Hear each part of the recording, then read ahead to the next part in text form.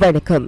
இது சமூக மீடியாவின் உலக செய்தி அறிக்கை. முதலில் தலைப்புச் செய்திகள். அணுசக்தி பேச்சுவார்த்தைக்கு மண்டியிட்டதாய் ஈரான் அமெரிக்கா விதித்து கார்மோஸ் நள்ளிரவு மரண நிபந்தனை. ட்ரம்மால் நிந்திக்கப்பட்டார், உலகத்தால் வெறுக்கப்பட்டார். நெதன்யாங்குவின் அரசியல் சரித்திரத்தில் சிக்கல். நெருங்கியது அமைதி ஒப்பந்தம். ஜக்ரானி ஆற்றங்கரை வரி பாயும் இஸ்ரேல் படைகள். வாஷிங்டனில் ஈரான் அமெரிக்கா நள்ளிரவு அவசர பேச்சுவார்த்தை. உக்ரைன் வரலாற்றில் மிகப்பெரிய வான்வழி பேரழிவு. 18 பேர் துடிதுடிக்க பலி. அமெரிக்காவிடம் கதரும் ஜெலன்ஸ்கி. ஈரான் போர் சிரியாவிற்கு வழங்கிய அதிதிடீர் jackpot. Fourth Monkey Connect. AI works for you. உலகம் முழுவதும் தமிழர்களுக்கான AI WhatsApp business connect. Business தேடுறீங்களா? வாட்ஸ்அப் போதும். எந்த நாட்டிலிருந்தும் பதிவு செய்ய தயாரா இருங்க. Coming soon.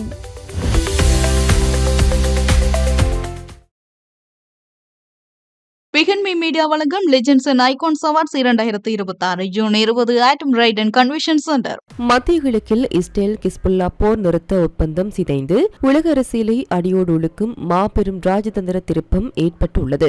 ஈரானின் அணுசக்தி திட்டத்தின் சில அச்சுறுத்தும் அம்சங்கள் குறித்து அமெரிக்காவுடன் நேரடி பேச்சுவார்த்தை நடத்த ஈரான் நாடு அதிரடியாக ஒப்புக்கொண்டுள்ளதாக அமெரிக்க வெளியுறவுத்துறை அமைச்சர் மார்கோ ரூபியோ உலகிற்கு புதிய தகவலை உடைத்துள்ளார். வாஷிங்டன் மற்றும் தெஹ்ரான் இடையே மறைவில் அதிவேகமாக நடந்து வரும் இந்த ராஜதந்திர பேரம் மத்திய கிழக்கின் அடுத்த கட்ட நகர்வை தீர்மானிக்கும் ஒரு சாத்தியமான திருப்பு முனை என்று அமெரிக்கா வர்ணித்துள்ளது. அமெரிக்க வெளியுறவுத்துறை அமைச்சர் மார்கோ ரூபியோ சர்வதேச ஊடகங்களுக்கு அளித்துள்ள பிரத்யேக பேட்டியில் விடுத்துள்ள கராரான விவரங்கள் வருமாறு: நாங்கள் ஈரானுடன் மிக தீவிரமாக பேச்சுவார்த்தை நடத்தி வருகின்றோம். ஆனால் இந்த ஒப்பந்தத்தில் வேறு எந்தவொரு விவகாரமும் நகர்வதற்கு முன்பாக உலக பொருளாதாரத்தின் உயிர்நாடியாக திகழும் ஹார்முஸ் ஜலசந்தியை ஈரான் உடனடியாக மீண்டும் திறந்து அதன் வழியே சர்வதேச கடல்வழி போக்குவரத்து தடையின்றி செல்லலாம் என்று உலகிற்கு பகிரங்கமாக அறிவிக்க வேண்டும். இதுதான் வாஷிங்டனின் முதல் மற்றும் முதன்மையான நிபந்தனையாகும். போர் நிறுத்தம் அமலுக்கு வந்தவுடனே இந்த மூலோபாய நீர்வழியை திறப்பதாக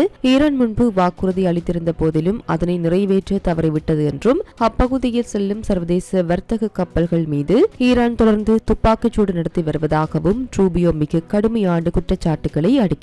ஈரான் மீதான பொருளாதார தடைகளை தளர்த்துவது குறித்து பேசிய ரூபியோ அமெரிக்காவின் பிடிவாதம் எள்ளளவும் குறையவில்லை என்பதை தெளிவுபடுத்தியுள்ளார். ஹார்முஸ் ஜலசந்தியை திறப்பதற்காக மட்டும் ஈரானுக்கு தடைகளில் இருந்து எந்த நிவாரணமும் கிடைத்துவிடாது என்றும் தடைகள் தளர்த்தப்படுவது கடுமையான நிபந்தனைகளுக்கு உட்பட்டது என்றும் அவர் கூறினார். ஈரான் தற்போதைக்கு தன்னிடம் வைத்துள்ள மிக ஆபத்தான அணு ஆயுத தயாரிப்பிற்கு உகந்த அதிசெறிவூட்டப்பட்ட யுரேனியம் கையிருப்புகளை முற்றிலும் அகற்றுவது தொடர்பான துல்லியமான பேச்சுவார்த்தைகளுக்கு ஒப்புக்கொள்ள வேண்டும். இஸ்ரேலின் தொடர் வான்வழி தாக்குதல்களால் ஈரானின் மரபுசார் ராணுவ திறன்கள் மற்றும் பாதுகாப்பு அரண் பெருமளவில் அரிக்கப்பட்டு பலவீனம் அடைந்துள்ளது. ஈரான் விவகாரத்தை தாண்டி உக்ரைன் மீதான ரஷ்யாவின் அசுரத்தனமான நள்ளிரவு விஸ்வரூப தாக்குதலுக்கு பதிலடியாக ரஷ்ய எண்ணெய் மீதான தடைகளில் சில நாடுகளுக்கு வழங்கப்பட்டிருந்த விதி விலக்குகளை அமெரிக்கா மிக விரைவில் முற்றிலுமாக முடிவுக்கு கொண்டுவர உத்தேசித்துள்ளதாக ரூபியோ அதிரடியாக அறிவித்துள்ளார். மேலும் உலகளாவிய தடுப்பூசி கூட்டமைப்பான காவி அமைப்போடு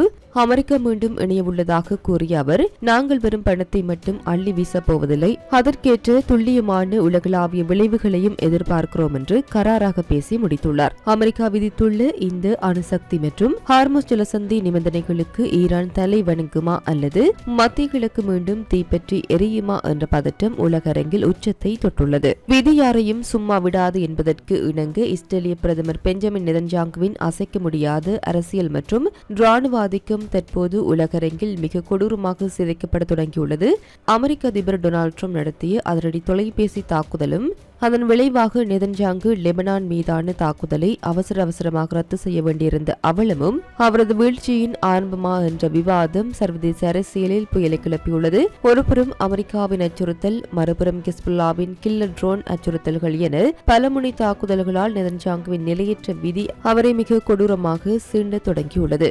சர்வதேச புலனாய்வு ஊடகங்கள் வெளியிட்டுள்ள அதிரடி பாதுகாப்பு பகுப்பாய்வுகளின்படி லெபனான் தலைநகர் பெய்ரூட்டை சாம்பலாக்க துடித்த நெதன்யாங்கு ராணுவ கனவுகளுக்கு டொனால்ட் ட்ரம்பின் ஒற்றை தொலைபேசி அழைப்பு மரண அடியாக மாறியுள்ளது. நீ ஒரு நன்றிகட்ட பைத்தியக்காரன், உன்னால் இப்போது ஒட்டுமொத்த உலகமே இஸ்ரேலை வெறுக்கிறது என்று ட்ரம்ப் கத்திய கத்தலில் இஸ்ரேலிய பாதுகாப்பு படைகளை பெய்ரூட் எல்லையிலிருந்து நெதன்யாங்குவுக்கு திருப்பி அனுப்ப வேண்டிய கட்டாயம் ஏற்பட்டது.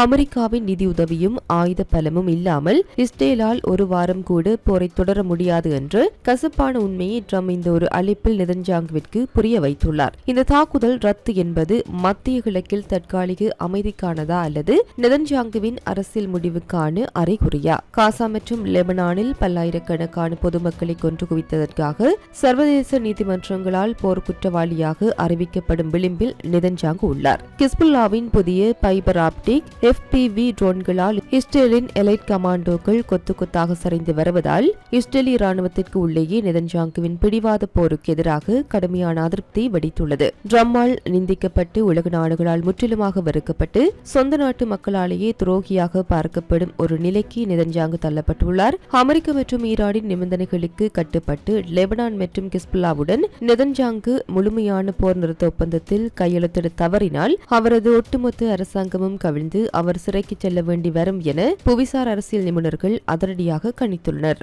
மத்திய கிழக்கு போர்க்களத்தில் டொனால்ட் ட்ரம்ப் அறிவித்து தற்காலிக போர் நிறுத்த உடன்பாடுகள் அனைத்தும் அடுத்த 24 மணி நேரத்திற்குள் முற்றிலுமாக நொறுங்கி விழுந்துள்ளன. தெற்கு லெபனானில் இஸ்ரேலிய பாதுகாப்பு படைகளுக்கும் கிஸ்புல்லா அமைப்பிற்கும் இடையே முன்னெப்போதும் இல்லாத அளவிற்கு தொடர் ஏவுகணை தாக்குதல்களும் கமாண்டோ மோதல்களும் தீவிரமடைந்துள்ள சூழலில் ஒட்டுமொத்த பிராந்தியத்தையும் பேரளவில் இருந்து காக்க ஈரான் மற்றும் அமெரிக்கா ஆகிய இரு வல்லரசு நாடுகளும் அதிரடியாக நேரடி பேச்சுவார்த்தையில் இறங்கியுள்ளன. ஒருபுறம் உலக நாடுகள் அமைதிக்காக தூது விட்டு வரும் நிலையில் இஸ்ரேல் லெபனானில் எல்லை கட்டுப்பாடுகளை தாண்டி ஜக்ரானி வரை தங்களதின் போரை விஸ்தரித்துள்ளது ஒட்டுமொத்த அரபு உலகையும் உலுக்கியுள்ளது. தெற்கு லெபனானில் மனிதாபிமான நெருக்கடி தற்போது மிக மோசமான அபாயகரமான கட்டத்தை எட்டியுள்ளது. இஸ்ரேலிய ராணுவம் லெபனான் நிலையிலிருந்து சுமார் 40 கிலோமீட்டர் தொலைவில் உள்ள ஜக்ரானி நதிக்கு தெற்கே அமைந்துள்ள ஒட்டுமொத்த பகுதிக்கும் புதிய பரந்தளவிலான அவசர வெளியேற்ற உத்தரவுகளை மீண்டும் அதிரடியாக பிறப்பித்துள்ளது. அப்பகுதியை முற்றிலும் இஸ்ரேலிய ராணுவத்தின் தீவிர போர்க்களம் என வகைப்படுத்தியுள்ள IDF அங்குள்ள மக்கள் அனைவரையும் உடனடியாக நதிக்கு வடக்கே தப்பியோடும்படி எச்சரித்துள்ளது. இந்த அதிரடி உத்தரவால் மேலும் 4 லட்சத்திற்கும் அதிகமான லெபனான் குடிமக்கள் தங்களின் வீடுகளை துறந்து வீதிகளில் தஞ்சமடைந்துள்ளனர். ட்ரம்பின் சமாதான பேச்சுக்களை தொடர்ந்து லெபனான் தூதரக அதிகாரிகள் வாஷிங்டனில் 45 நாட்கள் தற்காலிக போர் நிறுத்த நீடிப்பிற்கு முயன்ற போதிலும் களத்தில் சண்டை ஓயவில்லை. கிஸ்புல்லா தனது புதிய பைபர் ஆப்டிக் FPV ட்ரோன்கள் மூலம் இஸ்ரேலிய முகாம்களை தகர்த்து வருவதால் இஸ்ரேல் பாதுகாப்பு அமைச்சர் இஸ்ரேல் காட்ஸ் லெபனான் மீதான தாக்குதலை மேலும் தீவிரப்படுத்தியுள்ளார். இந்த இக்கட்டான சூழலில் தான் ஈரானின் புதிய அதிபர் மற்றும் அமெரிக்க அதிபர் ட்ரம்பின் சிறப்பு பிரதிநிதிகள் சுவிட்சர்லாந்து மற்றும் வாஷிங்டன் மூலமாக மிக ரகசியமான அவசர பேச்சுவார்த்தைகளை தொடங்கியுள்ளனர். லெபனான் மற்றும் கிஸ்புல்லா மீதான இஸ்ரேலின் அஜாரக ஆக்கிரமிப்பை அமெரிக்கா உடனடியாக கட்டுப்படுத்தாவிட்டால் ஈரான் தனது அணு ஆயுத சோதனைகள் மற்றும் ஹார்முஸ் ஜலசந்தி முற்றுகையை எக்காரணம் கொண்டும் கைவிடாது என ஈரான் தரப்பு கராராக தெரிவித்துள்ளது. கிஸ்புல்லா அமைப்பு இஸ்ரேலிய நகரங்கள் மீது நடத்தும் ஏவுகணை வீச்சுக்களை உடனடியாக நிறுத்த ஈரான் உத்தரவிட வேண்டும் என அமெரிக்கா வலியுறுத்தியுள்ளது.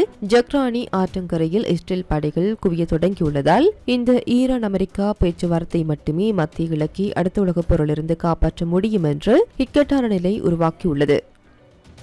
ரஷ்யா உக்ரைன் போரின் ஒட்டுமொத்த வரலாற்றிலேயே இல்லாத அளவிற்கான மிகப்பெரிய அசுரத்தனமான வான்வழி தாக்குதலை உக்ரைன் நாடு தற்போது எதிர்கொண்டு உள்ளது. தலைநகர் கீவ் உட்பட உக்ரைனின் அத்தனை முக்கிய பிராந்தியங்களையும் குறிவைத்து ரஷ்யா ஒரே நேரத்தில் நூற்றுக்கணக்கான அதிநவீன ஏவுகணைகள் மற்றும் காமிக்கேஸ் ட்ரோன்களை ஏவி இந்த நள்ளிரவு பேரழிவை அரங்கேற்றியுள்ளது. இந்த கொடூரமான விஸ்வரூப தாக்குதலில் குடியிருப்பு பகுதிகள் மற்றும் மின் கட்டமைப்பு நிலையங்கள் முற்றிலும் சிதைந்து போய் இதுவரை குறைந்தது 18 பொதுமக்கள் துடிதுடிக்க கொல்லப்பட்டுள்ளதுடன் நூற்றுக்கணக்கானோர் படுகாயம் அடைந்துள்ளனர். இதன் மூலம் இந்த உலகப் போர் சூழல் தற்போது மிகவும் ஆபத்தான மற்றும் உக்கிரமான ஒரு புதிய கட்டத்திற்குள் அதிகாரப்பூர்வமாக நுழைந்துள்ளது.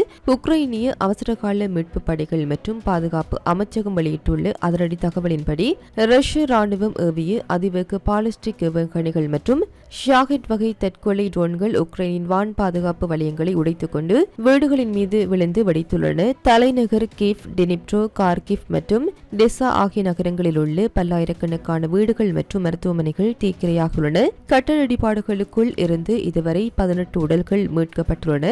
எங்கள் கண் முன்னாலேயே அப்பாவி மக்கள் கருகி மடிகின்றார்கள். மீட்பு படையினரால் கூட பற்றி எரியும் தீயை கட்டுப்படுத்த முடியவில்லை என உக்ரைனிய அதிகாரிகள் நெஞ்சுருக தெரிவித்துள்ளனர். பாதிக்கப்பட்டு அனைத்து பகுதிகளிலும் அவசரகால சேவைகள் முழுவீச்சில் களமிறக்கப்பட்டு இடிபாடுகளுக்குள் சிக்கியுள்ளவர்களை மீட்கும் போராட்டம் நள்ளிரவையும் தாண்டி நீடித்து வருகின்றது. இந்த வரலாற்று பேரழிவை தொடர்ந்து உக்ரைன் அதிபர் வோலோடிமிர் ஜெலன்ஸ்கி உலக நாடுகளுக்கு குறிப்பாக அமெரிக்காவிற்கு விடுத்துள்ள மிக ஆக்ரோஷமான மற்றும் அவசர கோரிக்கையில் ரஷ்யா எங்களை முழுமையாக அழிக்க துடிக்கின்றது. உக்ரைன் வான்படை இரவு முழுவதும் தூங்காமல் போராடினாலும் ரஷ்யாவின் ஏவுகணை மழையை தடுக்க அமெரிக்காவின் அதிநவீன வான் பாதுகாப்பு அமைப்புகள் நமக்கு முற்றிலும் அவசியமான ஒன்றாகும். தாமதமாகும் ஒவ்வொரு நிமிடமும் எங்கள் நாட்டின் குடிமக்களின் உயிர்கள் பறிபோகின்றன. வாஷிங்டன் உடனடியாக ஆயுதங்களை அனுப்ப வேண்டும் என்று மிக கடுமையான துணையில் எச்சரித்துள்ளார். தற்போது உக்ரைன் வான் பாதுகாப்பு படைகள் அனைத்தும் மிக உயர்ந்த எச்சரிக்கை நிலையில் வைக்கப்பட்டுள்ள போதிலும் ரஷ்யாவின் அடுத்தடுத்த வான்வழி அலைகளை தாக்குப்பிடிப்பதில்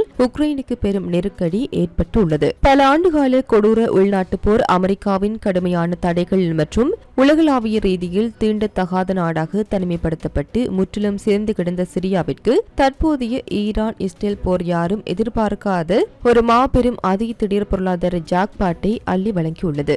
மத்திய கிழக்கில் ஏற்பட்டுள்ள உக்கிரமான போர் சூழல் காரணமாக சீர்குலைந்து கிடக்கும் ஈரான் மற்றும் அதனை சுற்றியுள்ள கடல்சார் வான்வழிகளை சர்வதேச விமான நிறுவனங்கள் முற்றிலும் தவிர்த்து வருகின்றன. இந்த ஆபத்தான வான் மண்டலங்களை தவிர்ப்பதற்காக உலகளாவிய முன்னணி விமான நிறுவனங்கள் அனைத்தும் தங்களின் வழித்தடங்களை சிரியாவை நோக்கி அதிரடியாக மாற்றி அமைத்து வருகின்றன. இதன் விளைவாக சிரியாவின் வான்வழி இதுவரை இல்லாத அளவிற்கு புத்துயிர் பெற்று அசுர வேகத்தில் எழுச்சி கண்டு வருகின்றது. சர்வதேச விமான போக்குவரத்து அமைப்புகள் வெளியிட்டுள்ள அதிரடி பாதுகாப்பு பகுப்பாய்வுகளின்படி சிரிய அதிபர் பஷர் அல் அசாத் தலைமையிலான சிரியா கடந்த ஒரு தசாப்தத்திற்கு மேலாக உள்நாட்டு போரினால் உலக நாடுகளால் முற்றிலும் புறக்கணிக்கப்பட்டிருந்தது. சிரிய வான்வழியை பறக்க சர்வதேச விமானங்கள் அச்சப்பட்டு வந்தன. ஆனால் தற்போது இஸ்ரேல், லெபனான், ஈரான் முக்கோண போர் முனையில் பாயும் ஏவுகணைகளின் அச்சுறுத்தல் காரணமாக மத்திய கிழக்கின் மற்ற வான்வழிகள் அனைத்தும் மூடப்பட்ட நிலைக்கு தள்ளப்பட்டுள்ளன. இதனால் வேறு வழியின்றி ஐரோப்பாவிலிருந்து ஆசியாவிற்கு செல்லும் நூற்றுக்கணக்கான சர்வதேச வணிக மற்றும் பயணிகள் விமானங்கள் தங்களின் பாதுகாப்பான மாற்று பாதையாக சிரியாவை தேர்ந்தெடுத்துள்ளன. இந்த சிரியாவை ஒரே இரவில் மத்திய கிழக்கின் மிக முக்கியமான தவிர்க்க முடியாத விமான போக்குவரத்து வழித்தடமாக மாற்றி அமைத்துள்ளது. சிரிய வான்வழியை தினசரி நூற்றுக்கணக்கான விமானங்கள் பறக்க தொடங்கியுள்ளதால் வான்வழி பயன்பாட்டு கட்டணமாக சிரிய அரசாங்கத்திற்கு பல மில்லியன் டாலர்கள் வருவாய் கொட்ட தொடங்கியுள்ளது. அமெரிக்காவும் இஸ்ரேலும் ஈரானை ராணுவ ரீதியாகவும் பொருளாதார ரீதியாகவும் முற்றுகையிட்டு முடக்க நினைத்த வேளை அதே அமெரிக்காவின் நட்பு நாட்டு விமானங்கள் சிரியாவிற்கு பில்லியன் கணக்கில் பணத்தை அளித்தரும் இந்த தலைகீழ் மாற்றம் புவிசார் அரசியலில் ஒரு விசித்திரமான ராஜதந்திர திருப்பமாக கருதப்படுகின்றது. ஈரான் போர் இந்த ஜாக்பாட் மூலம் சிரியா தனது பொருளாதார வீழ்ச்சியிலிருந்து மீண்டு வர தொடங்கியுள்ளது. உலக நாடுகளை வியப்பில் ஆழ்த்தியுள்ளது. இத்துடன் குறித்த காணொலி நிறைவு பெறுகின்றது. இது தொடர்பிலான உங்களுடைய கருத்துக்களை கமெண்ட் வாயிலாக தெரிவிக்கலாம். இது போன்ற பல செய்திகளை தெரிந்து கொள்ள நம்முடைய சமூக மீடியா யூடியூப் சேனலை சப்ஸ்கிரைப் செய்து அருகில் உள்ள பெல் பட்டனை கிளிக் செய்யுங்கள். மேலும் செய்திகளை உடனுக்குடன் தெரிந்து கொள்ள சமூகமீடியா.com என்ற இணையதளத்தின் வாயிலாக எங்களுடன் இணைந்திருங்கள்.